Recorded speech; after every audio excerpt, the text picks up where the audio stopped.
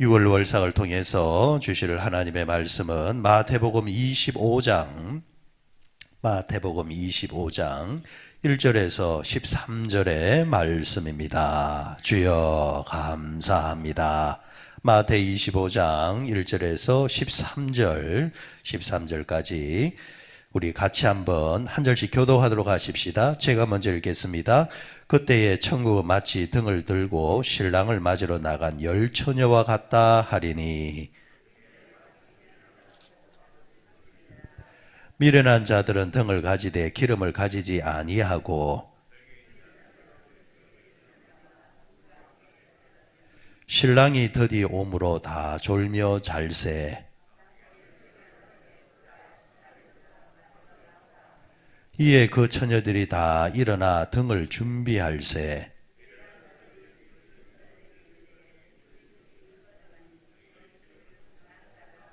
설기 있는 자들이 대답하여 이르되 우리와 너희가 쓰기에 다 부족할까 하노니 차라리 파는 자들에게 가서 너희 쓸 것을 사라 하니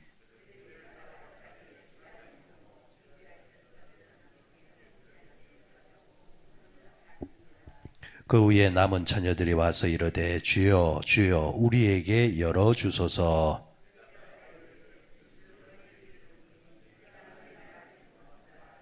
같이요. 그런즉 깨어 있으라. 너희는 그날과 그때를 알지 못하느니라. 아멘. 6월 월삭을 통해서 우리 오늘 본문을 가지고 예수님께서 그런즉 깨어 있으라. 깨어 있으라라는 말씀을 우리에게 주셨는데 이 말씀을 이 아침에 잠시 묵상할까 합니다. 지금부터 81년 전입니까? 일본의 그 항공모함 4척이 그리고 많은 이제 비행기를 싣고 폭격기를 싣고 일명 가미가자를 했지요. 그러니까 가는 기름만 이제 채워 넣고 가서 무조건 적진에다가 곤두박질 쳐서 적군에게 큰 피해를 주었던 그 진주만 공습이죠. 진주만 공습이 있었던 그 81년 전에 그런 이제 전쟁이 있었습니다. 그런데 이 전쟁이 이제 발발함으로 통하여서 이제 태평양 전쟁이라는 이 전쟁이 전쟁사에 크게 이제 이름이 남는 그 전쟁이 일어나게 되어졌는데 그로부터 9년입니까? 9년 뒤에 똑같은 전쟁 하나가 벌어집니다. 그것은 바로 우리나라 전쟁입니다. 1950년 6월 25일 날 북한에서 남침을 이제 감행함으로 통하여서 3년 동안 한반도에서 6.25 사변이 일어나게 되어지고 많은 이제 인명 피해를 가져왔던 이제 큰 전쟁이었습니다. 분명히 이 두 전쟁은 어떻게 보면은 시기도 다르고 아니면은 전쟁의 대상도 다르고 장소도 달랐지만은 공통점이 있더라는 겁니다. 그 대표적인 공통점이 뭐냐면은 첫 번째가 두 전쟁이 9년이라는 시차가 있지만은 침략했던 그 때가 언제였느냐 하니까 바로 주일 아침이었습니다. 주일 새벽에 침공을 감행했다라는 거죠. 진주만 공습도 주일 새벽이었고 또 6.25 사변도 주일 새벽이었습니다. 왜 그랬을까? 이유는 간단합니다. 주일 새벽에 공습을 해야만 침략하는 편에서는 전략상 아주 용이하기 때문이요. 좋기 때문입니다. 주일 새벽 그러니까 진주만 공습 같은 경우는 제가 알기로 주일 새벽 그러니까 시간 같은 경우 새벽인과 동시에 그 12월 7일입니까? 크리스마스 시즌이 들어갔던 첫 번째 주일이었습니다. 미국 사람들은 이 크리스마스 시즌에 들어가게 되어지면은 그 당일에 그 크리스마스도 크리스마스지만은 이미 한 달 전부터 이 시즌에 들어가서 많은 이제 즐거움을 누리게 되어 있습니다.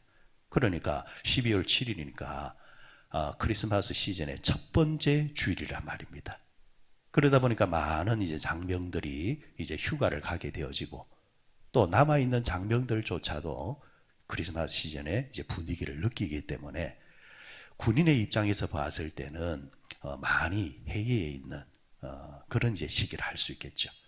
그러니까 적군의 입장에서는 이때 침략하는 것이야말로 가장 그 효과를 볼 수 있는 시기이기 때문에 일본은 그 날을 택했고 또 그 날에 침략을 해서 실제로 침략하는 쪽에서 많은 덕을 이제 보았던 것입니다. 마찬가지입니다. 6.25 사변 왜 주일에 침략을 했을까요? 주일에 침략을 하게 되니까 그 전날 뭡니까? 이미 토요일부터 사람들은 장병들은 외박을 나가거나 아니면은 남아있는 장병조차도 뭡니까? 토요일부터 주일로 이어졌으니까 정신적으로 많이 해이해 있는 그 시간. 그렇게 이제 쳐들어 내려옴으로 통하여서 공격하는 입장에서는 정말 크게 손대지 않고 힘들이지 아니하고 많은 것을 얻을 수 있기 때문에 그 시간을 그날을 택했다라고 볼 수 있습니다. 또 하나의 공통점은 뭐냐 하면은 설마라는 겁니다. 설마 오겠냐, 설마 침략을 하겠냐 라는 거예요. 이 나라와 나라 간에 이제 전쟁이 벌어지게 되어지면은 먼저 사전에 어떤 이제 그 전쟁 당사국 자국끼리 하는 행위가 있느냐 하면은 선전포고라는 게 있습니다. 선전포고를 딱 감행을 하게 되어지면은 적국에 향해서 선전포고를 감행하면은 또 상대 국가는 그 선전포고를 받고 고개를 숙이든지 항복을 하든지 아니면은 그래 한번 싸워보자 같이 이제 맞대응해서 선전포고를 하게 되어지면은 전쟁이 시작되는 겁니다. 그런데 이 세계 전쟁사에 있어서 선전포고 없이 나라가 나라를 침략했던 대표적인 이제 전쟁이 뭐였느냐 하면은 진주만 공습이었고 6.25 사변이었습니다. 상대에게 말하지 아니하고 심지어는 그 전에 전쟁할 것이다 라는 뉘앙스를 절대 풍기지 아니하고 그냥 상대가 무방비 상태에 있을 때 그냥 오는 겁니다. 전쟁 이 용어 가운데서 그 기만전술이라는 게 있습니다. 기만전술. 그러니까 상대를 속이는 겁니다. 상대를 기만하는 겁니다. 지금 그 우크라이나와 러시아가 전쟁을 벌이고 있지만은 사실 이 전쟁도 시작이 그렇지 않습니까? 이 전쟁 시작되기 전에 들려왔던 소리들이 무슨 소리가 많았습니까? 러시아가 전쟁 안 한다, 침략 안 할 것이다 라는 식의 말을 푸틴이 많이 했단 말입니다. 그러니까 외신에서는 불안하다 하면서도 그래도 전쟁 안 한다 했으니까 그래도 안 할 거야 설마 라는 말들이 있었단 말입니다. 그런데 설마 할 때에 확 쳐들어가 버립니다. 이게 기만전술입니다. 그러면 그래서 여러분들 우리가 영적인 세계도 마찬가지라는 거죠. 아카마기 사탄의 권세는 우리를 침략할 때, 믿음의 사람들을 침략할 때에 어느 포인트를 찾으려고 하냐니까 그 사람이 회의에 있을 때에, 그 사람이 안일하게 생각하고 있을 때에, 설마 하고 있을 때에 탁 쳐들어온다라는 거죠. 그런 면에서 예수님은 오늘 우리에게 가르쳐 주시는 교훈이 뭐냐니까 깨어있으라 라는 겁니다. 우리가 인생을 살다 보면은 하나님께서 우리에게 기회를 주실 때도 있고 또 반대로 우리가 체험하기 싫은 위기를 또 우리가 맞이할 때도 있습니다. 성공할 때도 있고 실패할 수도 있고 이런 양극단의 모습이 우리에게 찾아올 때가 있는데, 그러나 분명한 것은 어느 때든지 우리가 깨어서 준비되어져 있다고 한다면 우리에게 찾아온 기회를 붙잡아서 우리는 축복으로 만들어낼 것이고, 반대로 위기가 찾아왔다 할지라도 깨어 있다고 한다면 그 위기를 넉넉히 이길 수 있는 힘도 가질 수 있고 오히려 그 위기를 기회로 만들어내는 그런 모습도 우리가 만들어낼 수 있다라는 거죠. 그래서 늘 깨어 있으라는 이야기입니다. 여러분 아시다시피 사람이 잠을 잔다라는 것은 뭘 말하는 겁니까? 잠을 잔다라는 것은 육체적인 활동이 스톱이 됐다라는 겁니다. 무방비 상태라는 겁니다. 어떤 사람은 잠을 자게 되어지면 누가 업어가도 모른다 하잖아요. 그죠? 업어가도 모르는 그 상태가 되는 것이 잠이 들어있다라는 겁니다. 영적인 세계도 마찬가지죠. 육체는 눈을 뜨고 있지만은 그 영은 잠이 들어있는 사람이 있습니다. 잠이 들어있는 영혼은 시험이 와도 무방비 상태고, 하나님께서 말씀해 줘도 못 알아먹는 무방비 상태고, 그래서 늘 깨어 있어야 된다라는 것. 육신은 잠을 잘지언정 그 영은 늘 깨어 있다고 한다면 어떤 위기나 기회 속에서도 오히려 그것을 복되게 만들어낼 수 있는 모습을 가지게 된다. 자, 그러면 예수님께서 우리에게 깨어있으라 하실 때 이 깨어있는다라는 것은 뭘 말하는 걸까? 아침에 두 가지만 간직하십시다. 첫 번째는 깨어있다라는 것은 기도가 깨어있어야 된다는 겁니다. 그리스도인들은 기도가 깨어있어야 된다는 것. 그래서 성경에서는 예수님 우리에게 가르쳐 주신 말씀이 뭡니까? 쉬지 말고 기도하라. 이 말은 다른 말로 말하면 깨어있으라는 이야기입니다. 기도가 잠자지 말라라는 이야기입니다.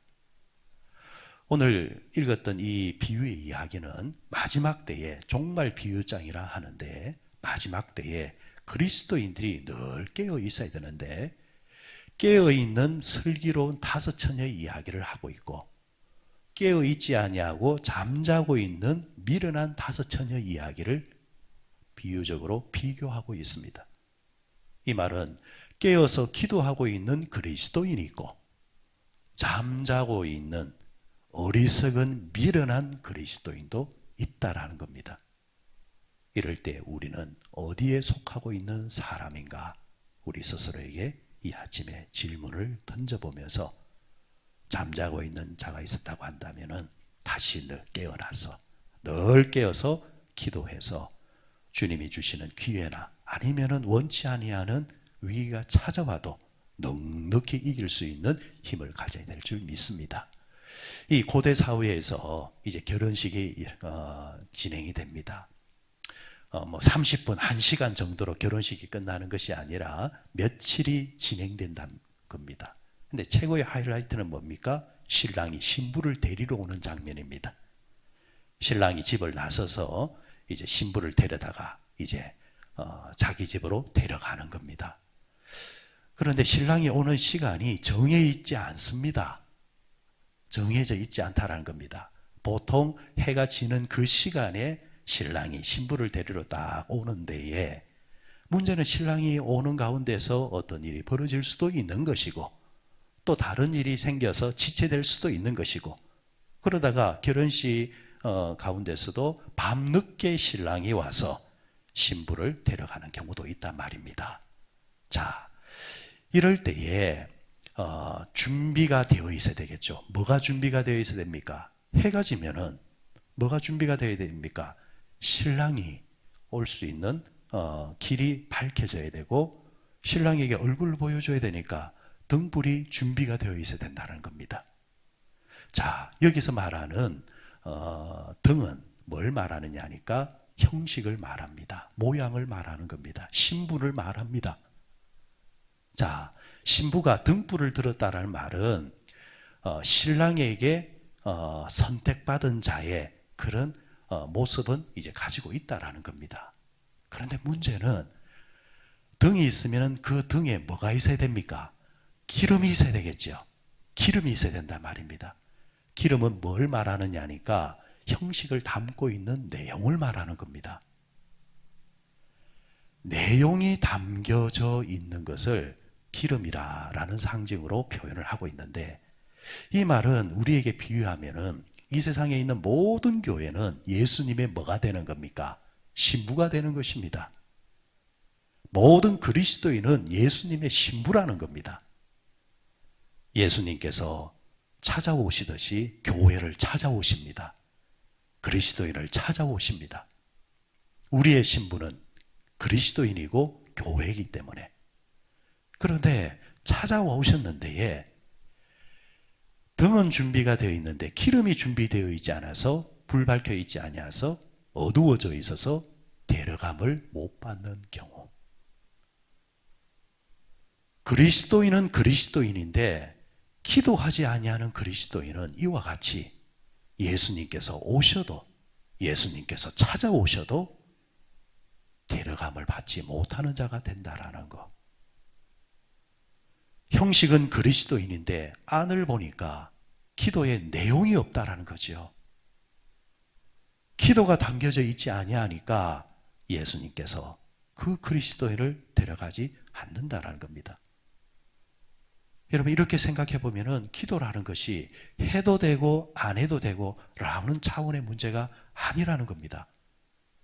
예수님께서는 교회를 향하여서, 성도들을 향해서 기도를 기름으로 생각하시겠다라는 거죠. 그렇다고 한다면 이 기도하는 일에 우리가 쉬지 말아야 되고 기도하는 것에 잠자지 말아야 된다는 겁니다. 하루를 사는 동안 순간순간 우리는 기도할 수 있습니다. 정한 시간을 통해서 기도할 수 있습니다.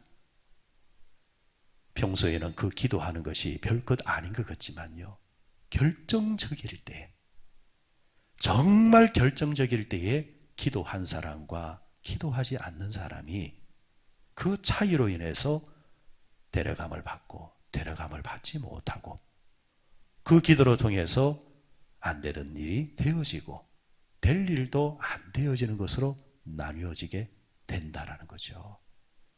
그래서 여러분, 우리가 기도를 해야 되는 겁니까? 쉬어야 됩니까? 해야 되는 겁니다. 오늘도 여러분, 우리가 한 달을 시작할 때에 그래, 기도하면서 한 달을 시작하자라는 마음으로 여러분들은 나오셨을 줄 믿습니다. 하지만 그 가운데서도 어떤 분들은 안 가도 안 되겠나? 나 한 사람 빠진다고 해서. 그렇습니다.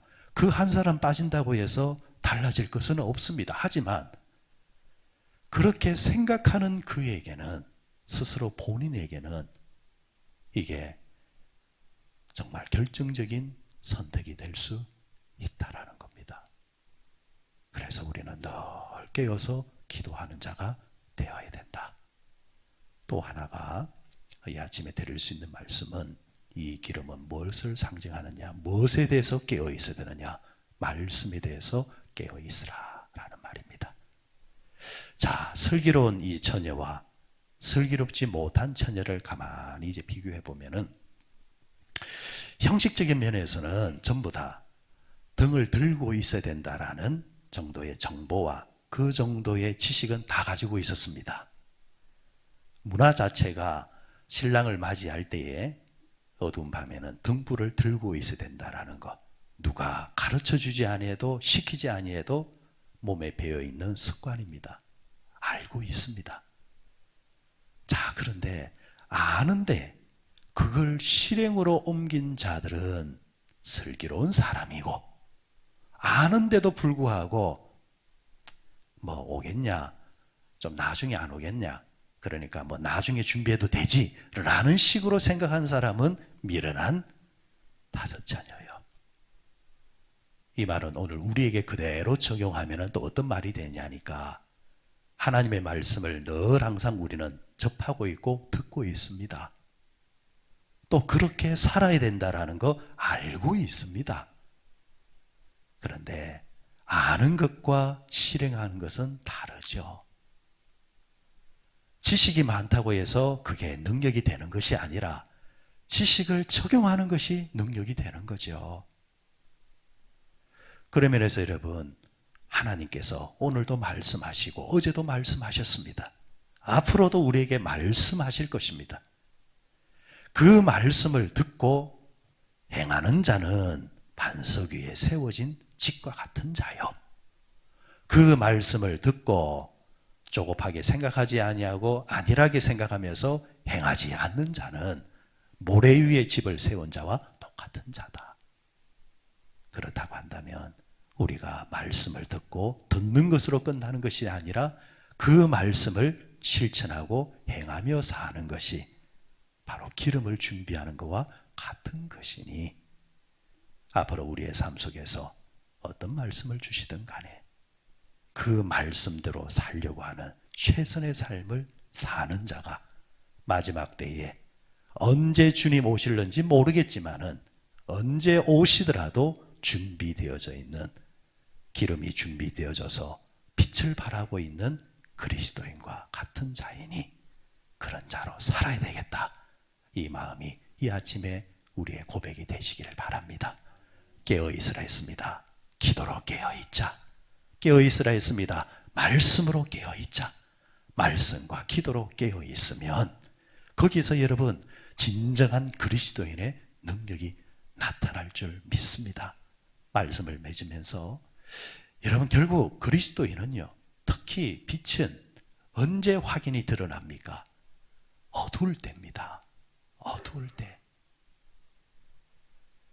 사람이 잘 되어서 교만의 죄를 짓는 것도 있겠지만, 그러나 거의 대부분은 사람들이 언제 실족하고 언제 넘어집니까? 어두울 때입니다. 힘들 때입니다. 곤란할 때입니다. 위기가 찾아왔을 때에 시험받고 넘어지는 경우들이 참 많습니다. 그렇지 아니하고 그냥 편편한 삶을 살고 있을 때는요, 이것도 여러분들 그렇게 무시하지는 마세요. 성경에 보면은 누가복음입니까? 거기 보면은 예수님이 기도하러 가실 때에 의미 있는 말씀이 하나 있어요. 예수님께서 산기도 가실 때에 습관에 따라 가셨다 하고 있어요. 습관에 따라. 평소에 그렇게 뭔가 임팩트 있는 일이 없어도, 큰 위기가 없어도 평소에 그냥 습관에 따라서 기도하셨다는 겁니다. 습관도 좋은 습관이고 나쁜 습관이 있겠죠. 평소에 기도하는 습관은, 말씀을 행하는 습관은 여러분 정말 좋은 겁니다. 그게 몸에 배어 있으면 결정적일 때에 그 습관의 힘에 따라서 그 사람이 승리하게 된다라는 겁니다. 문제는 위기입니다. 어려움입니다. 그리스도인이 바로 거기서 힘을 발휘하는 겁니다. 마음이 서글퍼질 수 있고 힘들 수 있지만, 그러나 바닥까지 떨어지지를 않습니다. 시험이 찾아오고 시험 앞에서 낭망될 수 있지만 그렇다고 해서 절대로 죄짓지를 않습니다. 그 믿음, 그 영적인 내용이 어디서 나오느냐? 준비되어져 있는 기름, 평상시에 기도로 깨어있고 말씀으로 깨어있으면 소망 안에서 버티는 힘이 있고, 소망 안에서 끝까지 승리할 수 있는 저력이 거기서 나오는 겁니다. 기도하는 사람은, 말씀을 행하며 사는 사람은 그런 유익이 있는지라 예수님께서는 우리에게 깨어있으라, 기름을 준비하고 있으라 말씀하고 있습니다. 오늘도 이 아침에 한 달을 살아갈 수 있는 기름을 준비하는 시간이 되었으면 좋겠습니다. 기도하면서 그 기름이, 말씀의 능력이 여러분들에게 크게 흘러넘치시기를 주의 이름으로 축원드립니다.